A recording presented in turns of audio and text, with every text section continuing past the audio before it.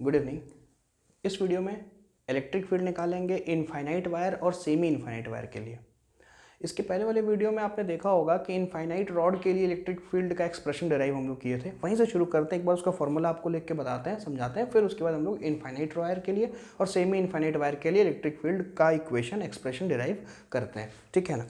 याद करो, last class में पहले फाइनाइट की बात करते हैं, फाइनाइट रॉड की बात करते हैं कि सर एक ऐसा फाइनाइट रॉड है, समझना, एक ऐसा फाइनाइट रॉड है और यहाँ से डी डिस्टेंस की दूरी पर एक पॉइंट P है, यहाँ से डी डिस्टेंस की दूरी पर एक पॉइंट P है। इस पॉइंट पर हमको इलेक्ट्रिक फील्ड निकालना है। तो यार हमने अपर एंड से जोड़ दिया, ये वाला एंगल θ1 ले लिया, लोअर एंड को जोड़ दिया इस पॉइंट से, ये वाला एंगल हमने θ2 ले लिया। D is a perpendicular distance of that point where we have to calculate electric field. ये जो D है उस पॉइंट से, रॉड से उस पॉइंट का परपेंडिकुलर दूरी जहाँ इलेक्ट्रिक फील्ड निकालना है। तो याद करें, यहाँ पर इलेक्ट्रिक फील्ड का दो कंपोनेंट मिला था। एक कंपोनेंट जो हमें मिला था उसको हमने E परपेंडिकुलर कहा था और एक कंपोनेंट जो मिला उसको हमने क्या कहा, E पैरेलल कहा। याद करो, E परपेंडिकुलर, ये जो परपेंडिकुलर था कंपोनेंट कितना आया था, इसको हमने डिराइव किया था K lambda upon D into sine θ1 plus sine θ2। What is ये लैम्डा क्या है, इस पर चार्ज डेंसिटी कितना है, लैम्डा कूलम पर मीटर, यूनिट लेंथ में लैम्डा चार्ज, इसका चार्ज डेंसिटी है लैम्डा कूलम पर मीटर। परपेंडिकुलर कंपोनेंट कितना मिला था, याद करिए, K lambda by D into cos θ2 minus cos θ1। अगर आपने ये वीडियो नहीं देखा है तो आप डिस्क्रिप्शन में चेक करना, आपको वहाँ लिंक मिलेगा, आप इसका डेरिवेशन देख सकते हो। हमने आपको बताया है इसका पूरा डेरिवेशन कैसे ही आया, उसको हमने आपको बताया है। फिलहाल ये फाइनाइट रॉड के लिए हो गया, लेकिन मेरा टारगेट आज फाइनाइट रॉड नहीं है, हमारा टारगेट है इनफाइनाइट रॉड पढ़ना और एक सेमी इनफाइनाइट रॉड पढ़ना। चलो ये देखते हैं कि सर इनफाइनाइट रॉड के केस में क्या होगा, समझना, देखना। Infinite rod, electric field due to infinite rod. ठीक है सर जी, इनफाइनाइट रॉड से कितना इलेक्ट्रिक फील्ड होगा। तो इनफाइनाइट रॉड का मतलब क्या हो गया, अनंत से शुरू होगा, इनफाइनाइट से शुरू होगा और कहाँ तक जाएगा बताओ, इनफाइनाइट तक जाएगा। कि सर ये इनफाइनाइट से शुरू होगा और खत्म भी कहाँ पे होगा, इनफाइनाइट पे होगा। चार्ज डेंसिटी सर वही मान लेते हैं, लैम्डा कूलम पर मीटर। चार्ज डेंसिटी हम कितना मान लेते हैं, लैम्डा कूलम पर मीटर। अरे सुनो, समझो तो सही, सर भले ये इनफाइनाइट रॉड है लेकिन है तो रॉड ही ना, और किसी भी रॉड से इलेक्ट्रिक फील्ड का फॉर्मूला तो हम डिराइव कर चुके हैं।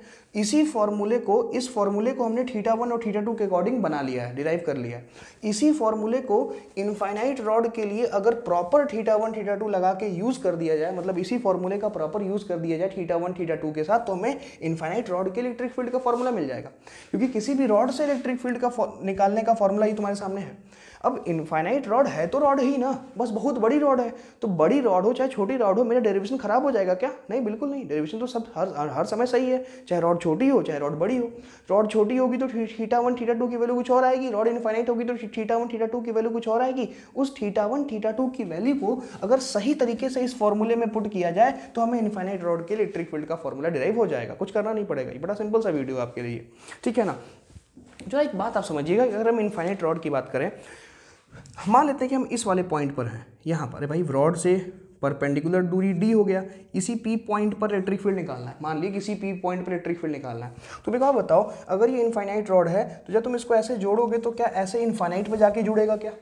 सिमिलरली जब नीचे वाले पॉइंट को जोड़ोगे तो क्या वो भी इनफाइनाइट पर जाके जुड़ेगा क्या। ये तो बहुत बड़ा वायर है ना, अनंत से शुरू होकर अनंत पे खत्म हो रहा है, तो आप सीधे लेते जाएंगे, जोड़ते जाएंगे, क्या इनफाइनाइट तक लेके जाएंगे। तो ऑलमोस्ट बताओ, इस कंडीशन में ये वाला एंगल जो θ1, ऊपर वाले एंड का एंगल θ1, ऑलमोस्ट ये θ1 किसके बराबर बन रहा है, क्या 90 डिग्री के बराबर बन रहा है कि नहीं बन रहा है। नीचे वाले का एंगल देखो, ये θ2 है, ऑलमोस्ट ये θ2 भी किसके बराबर बन रहा है, θ2 भी सर 90 डिग्री के बराबर ही बन रहा है। समझ में आ रहा है, इनफाइनाइट रॉड है यार, अनंत से शुरू होकर अनंत पे खत्म हो रही है, तो कितना छोटा सा मैंने बनाया है। ठीक बताइए, कितना छोटा सा मैंने बनाया, ऐसा खूब बड़ा सा रॉड है, खूब बड़ा सा रॉड है, तो उससे कुछ मीटर की दूरी पे आके तुम इलेक्ट्रिक फील्ड निकाल रहे हो। तो जब तुम इस वाले एंड को ऊपर वाले एंड से जोड़ने का प्रयास करोगे तो ऑलमोस्ट क्या स्ट्रेट लाइन नहीं बन जाएगा क्या, बिल्कुल बनेगा भाई, इसमें क्या डाउट है। बिल्कुल सर, ये तो बिल्कुल ऑलमोस्ट स्ट्रेट लाइन बन जाएगा, एकदम ऊपर से जाएगा, तो मतलब ये एंगल 90 डिग्री। सिमिलरली नीचे वाला एंगल भी कितना हो गया, 90 डिग्री। अब θ1 और θ2 की वैल्यू को E परपेंडिकुलर और E पैरेलल के फॉर्मूले में अगर पुट कर दो तो तुम्हें इनफाइनाइट रॉड के लिए इलेक्ट्रिक फील्ड का फॉर्मूला डिराइव हो जाएगा। करके देखते हैं, आइए। पहले सर E परपेंडिकुलर निकाल लें। E परपेंडिकुलर बराबर, जरा देखो, K lambda by D into sine θ1 plus, अच्छा मैं पुट करूँ सीधे ना, फॉर्मूला तो लिखा हुआ है, θ1 की वैल्यू 90 डिग्री है, देखें sir, sine 90 degree plus sine theta two भी 90 डिग्री है, साइन 90 की वैल्यू 1 होती है, 90 90 1 1 2 हो जाएगा, तो ई परपेंडिकुलर बताओ कितना आ गया 2k लैम्डा अपॉन डी, यानी परपेंडिकुलर कंपोनेंट कितना आ गया 2k लैम्डा अपॉन डी। ये तो मैंने देखो ये ई परपेंडिकुलर निकाला। आइए ई पैरेलल निकालते हैं। ई पैरेलल देखो फॉर्मूला तुम्हारे सामने है, k lambda upon D cos theta two will be 90 degree, cos theta one will also be 90 degree. 90 degree कितना होता है, कॉस में 0 होता है, कॉस 90 की वैल्यू कितनी होती है 0 होती है, तो मतलब देखो ई पैरेलल कितना आ गया 0। यानी इनफाइनाइट रॉड के लिए कोई भी पैरेलल कंपोनेंट नहीं होगा, सिर्फ और सिर्फ कौन सा कंपोनेंट होगा, परपेंडिकुलर। परपेंडिकुलर पैरेलल समझ रहे हो ना। अबे ये रॉड ऐसा है, ये देखो रॉड ऐसा है, तो जो ये वाला कंपोनेंट है वो रॉड जैसे रॉड ऐसे दे मान लीजिए कि, तो ये वाला जो कंपोनेंट है वो परपेंडिकुलर हो गया रॉड के, और जो ऐसे वाला कंपोनेंट रॉड के क्या हो गया पैरेलल। तो इनफाइनाइट रॉड के लिए parallel component will always be 0, वो पक्का पक्का हमेशा 0 होगा, सिर्फ परपेंडिकुलर होगा। कितना होगा 2k लैम्डा बाई डी, जो आपको याद रखना है, बड़ा इंपॉर्टेंट रिजल्ट है, बोलना नहीं है भैया।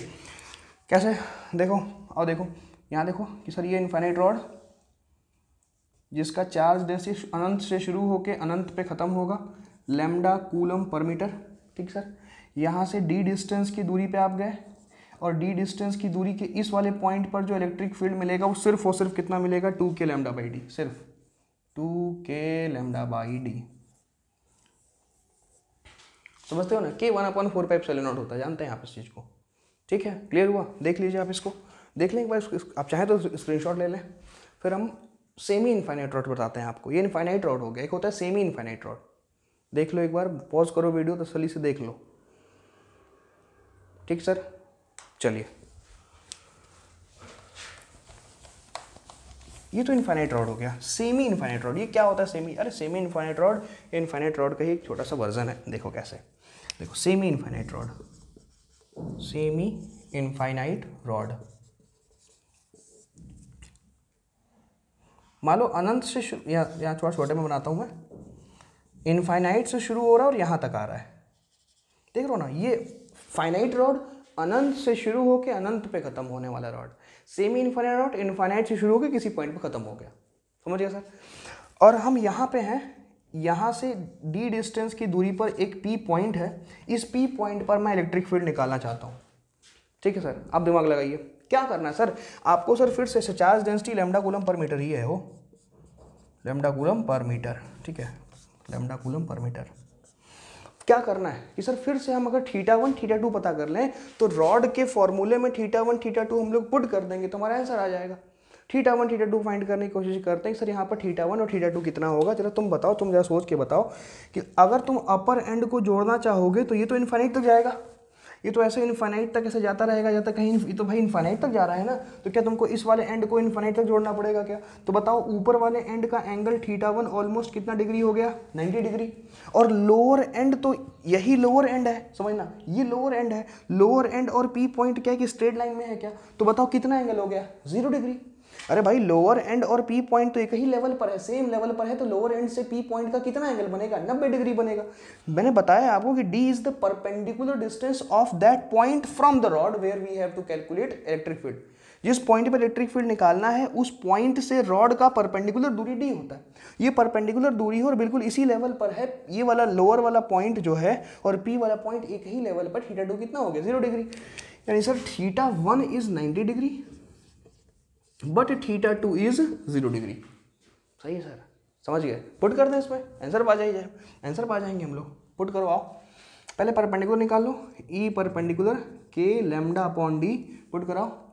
साइन θ1 90 डिग्री होगा, θ2 इज प्लस है 0 डिग्री। साइन 0 की वैल्यू 0 होती है सर, खत्म हो गया 0, और साइन 90 कितना होता है 1 होता है। तो बताओ ई परपेंडिकुलर कितना आ गया k lambda by D, perpendicular कितना आ गया k lambda by D. Parallel निकाल लें, parallel component E parallel put करते हैं यहाँ पर k lambda by D into cos θ2 मतलब कॉस 0, कॉस θ1 कॉस 90, जानते हैं ना आप, कॉस 90 इज 0, बस कॉस 0 इज 1।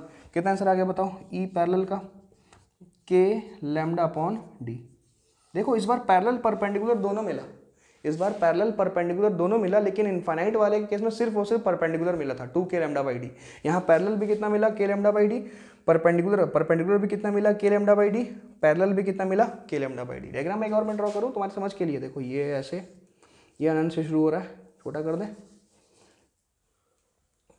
ये ऐसे इनफाइनाइट से इस पॉइंट पर आया।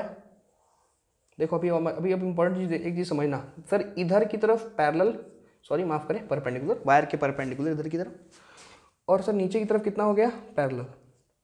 अब फिर से नेट निकालना पड़ेगा ना यार, electric field is a vector quantity, vector sum लगाइए आप, और क्या करेंगे, ठीक है ना सर, वेक्टर सम लगाइए, परपेंडिकुलर है, पैरेलल है, तो ये देखो यहाँ पैसे कर दिया, ये तुम्हारा ई नेट हो जाएगा।